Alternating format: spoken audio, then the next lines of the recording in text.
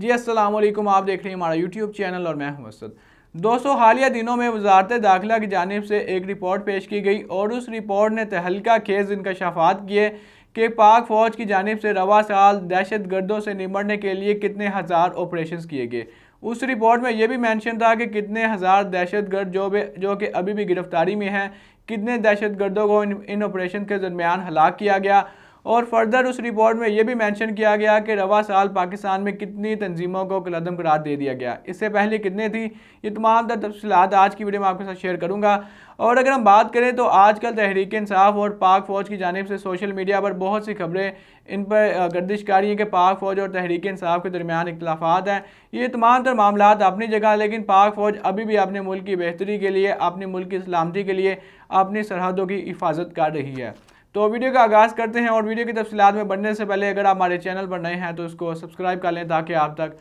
Channel की videos का notification आता रहे। दोस्तों, जो वजारत दाखिला की जानिब से रिपोर्ट पेश की गई, उस रिपोर्ट में रवा साल जो कि जनवरी से लेकर अक्टूबर तक इस 10 माह के दौरानिए में ये बताया गया कि पाक फ़ौज ने दहशत गर्दों से निपटने के लिए कितने हज़ार ऑपरेशन किए। तो जो एक फ़िगर सामने आया वो ये है कि 12,000 से ज़ायद ऑपरेशन किए गए, जो कि दहशत गर्दों को पाकिस्तान से मिटाने के लिए, इस सफ़ा हस्ती से मिटाने के लिए जो पाक फ़ौज ने पुरअज़म और अच्छे तरीके से जो इकदाम उठाए हैं। और जो एग्जैक्ट फिगर है वो ये है कि 12,801 इंटेलिजेंस ऑपरेशन किए गए पाक फ़ौज की जानिब से। और ये भी मेंशन था कि 341 दहशतगर्द जो कि इन ऑपरेशन में हलाक हुए, और हज़ारों की तादाद में अभी भी ऐसे दहशतगर्द हैं जो पाक फ़ौज की कस्टडी में है, जो पाक फ़ौज की हिरासत में है। और उसका जो फिगर है वो ये है कि 2,460 ऐसे जो लोग हैं जो दहशत गर्दों को माली मुआवनत फ्राहम करने के हवाले से उनको गिरफ्तार किया गया। और अभी भी कुछ ऐसे लोग हैं, कुछ ऐसे दहशत गर्द हैं जो पाक फ़ौज की हिरासत में हैं, और उनसे छानबीन भी की जा रही है कि तमाम तर कैसे नेटवर्क चलाया जाता है और ये कैसे तमाम तर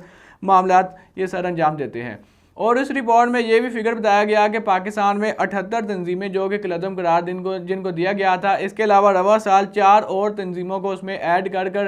करके और ये टोटल नंबर बनते हैं 82, यानी कि 82 तंजीमें को पाकिस्तान में कलअदम करार दे दिया गया है। और इस साल जिन तंजीमों को कलअदम करार दिया गया उनमें एक है गुल बहादुर का ग्रुप है, जिन्होंने पाक फ़ौज के सरहदों पर, पाक फ़ौज के मोर्चे पर हमला किया। और दूसरा PTM यानी कि पश्तून तहफ़्फ़ुज़ मूवमेंट की तंजीम को भी पाकिस्तान में कलअदम करार दे दिया गया। इसके अलावा और भी 2 दिगर तंजीमें हैं।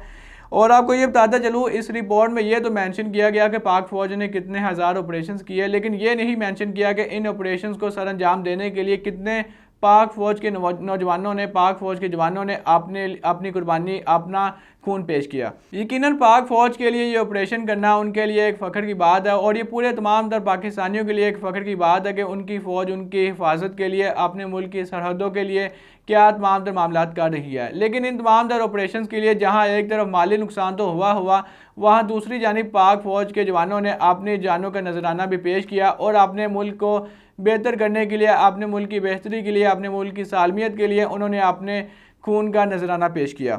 और अगर हम बात करें तो इस साल कई ऐसे जो माँ बाप हैं जिनको अपने बेटों की जान देनी पड़ी, जिनको अपने बेटे खोने पड़े, जो इस मुल्क की तरक्की के लिए, इस मुल्क की हिफाजत के लिए जिन्होंने अपनी कुर्बानी दी। और अगर हम बात करें तो आजकल सोशल मीडिया पर तहरीक इंसाफ और पाक फ़ौज की जानिब से कई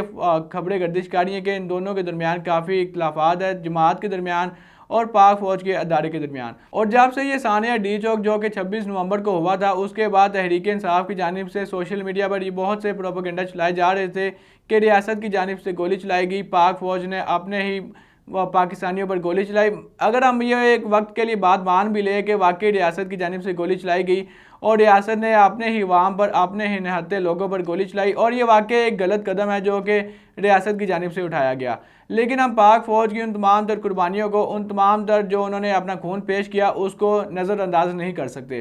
क्योंकि वो भी अपने मुल्क के लिए, अपने मुल्क की हिफाजत के लिए तमाम तर अपनी जानों के नजराना पेश कर रही हैं। और हम सिर्फ इस डी चौक के सानिया पर पूरी पाक फ़ौज पर दब्बा नहीं लगा सकते कि पूरी पाक फ़ौज के जो भी जवान है वो अपने ही रियासत पर, अपने ही लोगों पर गोली चलाते हैं। और हम मानते हैं कि पाक फ़ौज में कुछ ऐसी ऊपर लेवल पर कुछ काली भेड़ें बैठी हुई हैं जो जिनसे ये तमाम तर मामलात, जिनसे तमाम तर ये ऑर्डर दिलवाए जाते हैं कि अपने ही लोगों पर गोली चलाई जाए, लेकिन तमाम तर जो पाक फ़ौज के जवान हैं उनको इस एक ही जगह पर, एक ही पॉइंट पर निशाना नहीं बनाया जा सकता। तो दोस्तों ये थी आज की वीडियो। उम्मीद करता हूँ आपको वीडियो पसंद आई होगी। अगर आप इस पर अपनी कोई राय देना चाहते हैं तो कमेंट सेक्शन का ऑप्शन आपके पास मौजूद है, वहाँ पर अपनी कीमती राय से आगाह कीजिएगा और अपने मेज़बान को दीजिएगा इजाज़त। अल्लाह निगहबान।